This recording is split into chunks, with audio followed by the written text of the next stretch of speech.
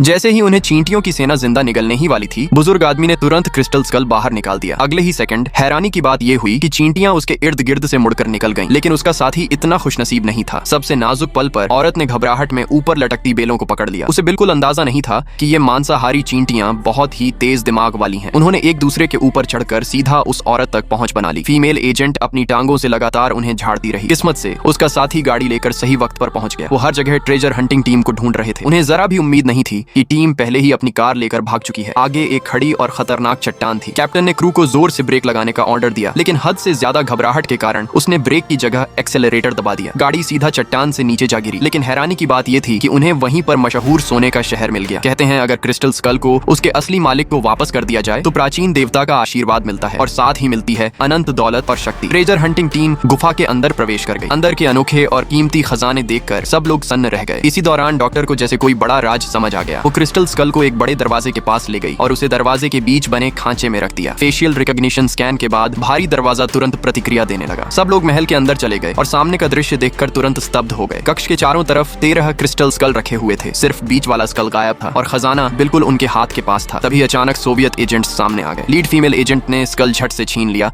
और सिंहासन की तरफ बढ़ने लगी। जैसे ही वो करीब पहुंची, स्कल अपने आप हवा में उठ गया और सब लोग हैरानी से देखते रह गए। क्रिस्टल स्कल किंग पूरी तरह से जाग उठा। उसी पल पूरा मंदिर जोर जोर से हिलने लगा और गिरने लगा। 13 स्कल सबके इर्द गिर्द घूमने लगे। एलेना को पूरे ब्रह्मांड का ज्ञान प्राप्त हो गया, लेकिन इंसानी दिमाग इतनी जानकारी बर्दाश्त नहीं कर सकता। वो रुकना चाहती थी, लेकिन अब बहुत देर हो चुकी थी। शक्तिशाली जानकारी की धार उसके दिमाग में भर गई। एलेना पल भर में राख में बदल गई। जब 13 स्कल एक साथ जुड़कर अपना असली रूप दिखाने लगे, तब सबको सच्चाई का एहसास हुआ। सोने का शहर असल में एलियंस का बिछाया हुआ जाल था। ट्रेजर हंटिंग टीम जान बचाकर वहां से भाग निकली और मंदिर पूरी तरह से खंडहर में बदल गया। अगले ही सेकंड एक एलियन स्पेसक्राफ्ट उनकी आंखों के सामने प्रकट हो गया।